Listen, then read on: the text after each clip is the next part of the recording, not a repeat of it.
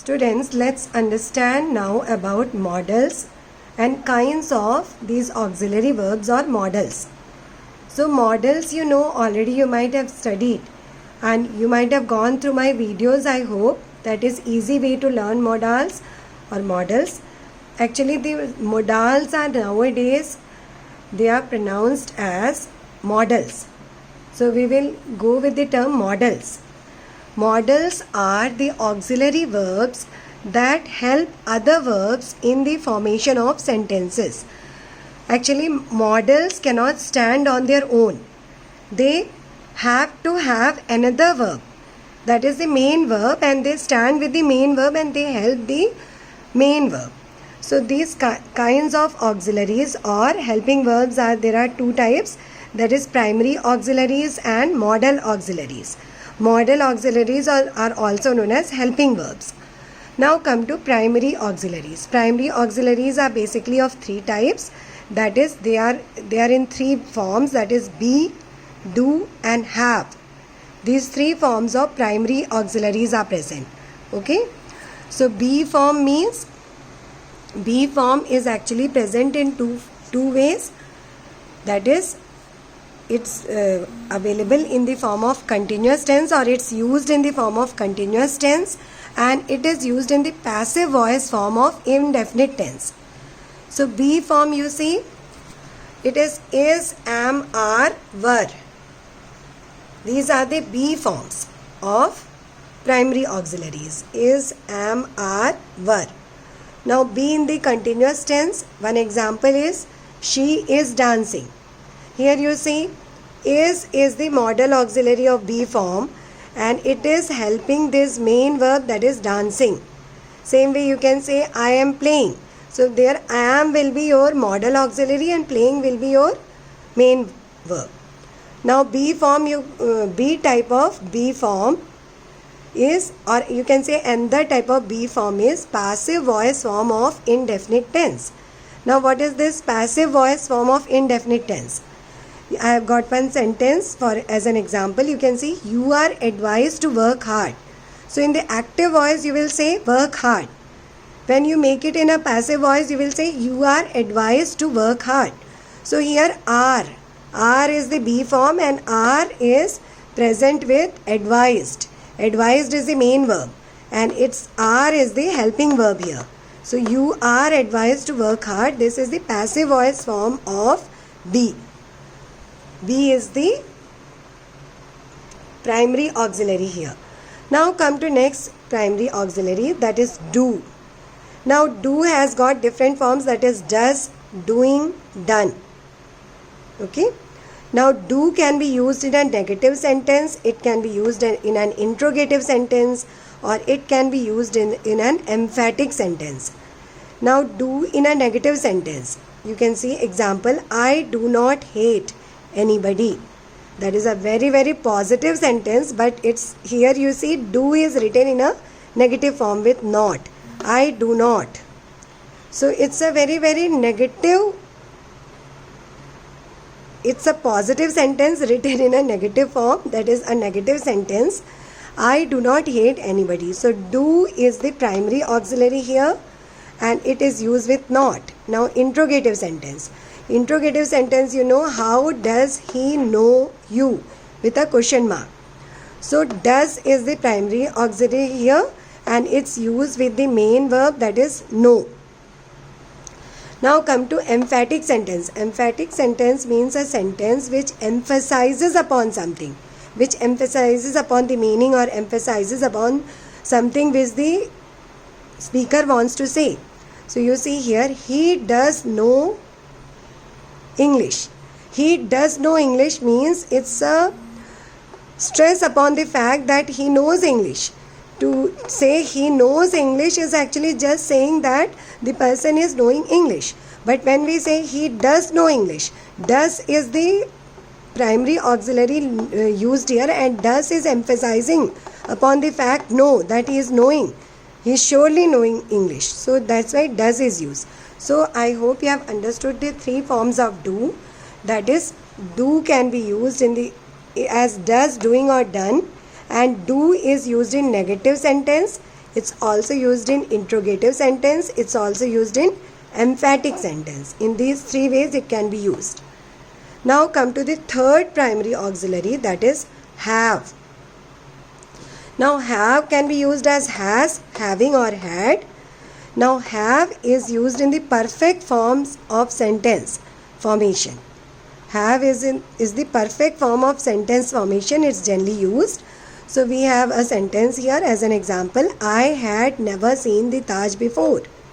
It's in the past form, past perfect form. So I had never seen the Taj before.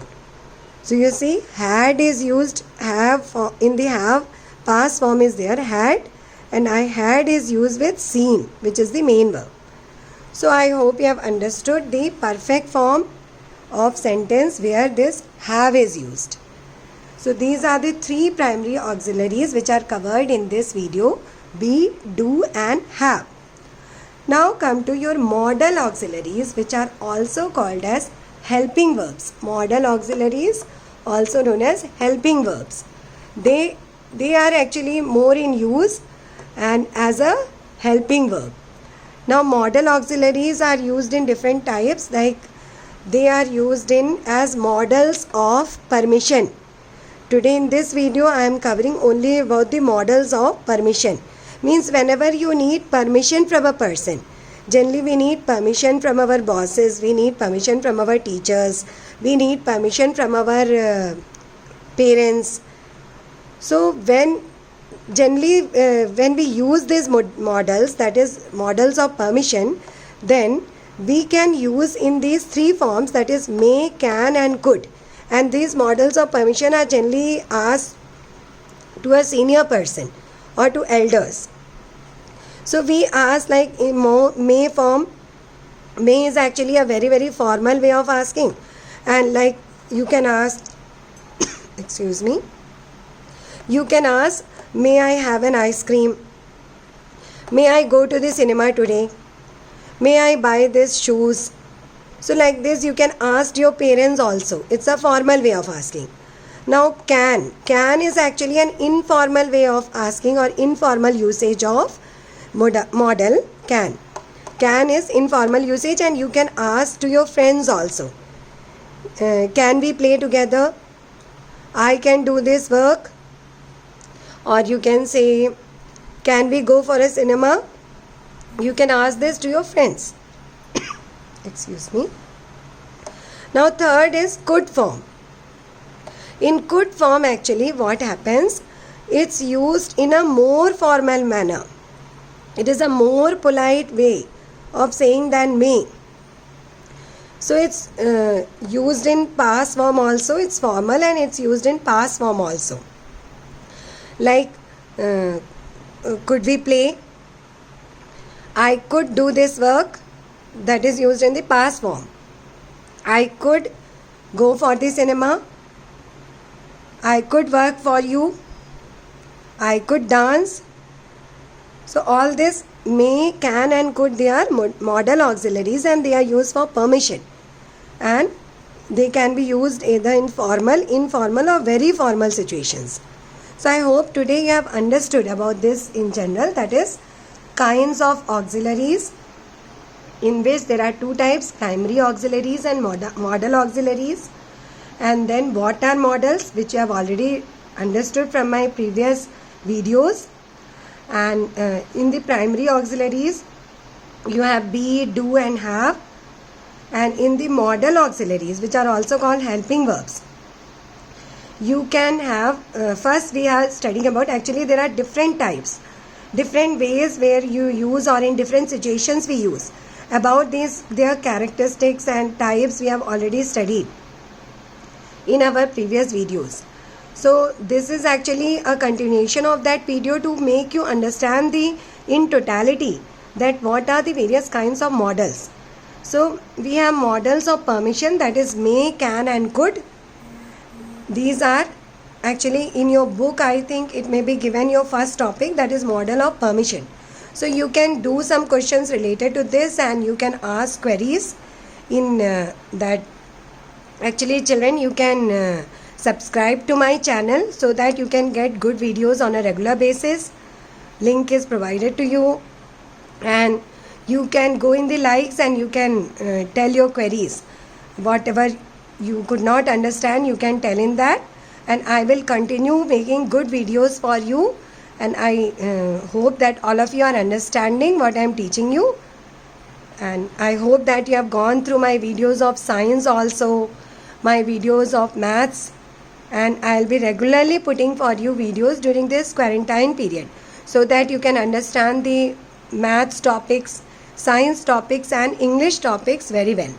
So it will be good if you can subscribe to my channel, so you will regularly get notification, and for notification you can press the bell icon, so you will regularly get the notifications that which videos I have put.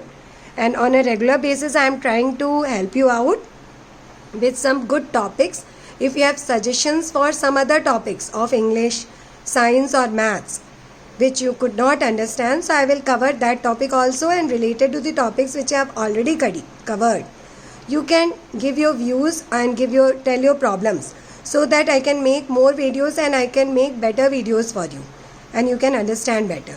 Okay, so happy learning, have a nice time and stay at home. Thank you.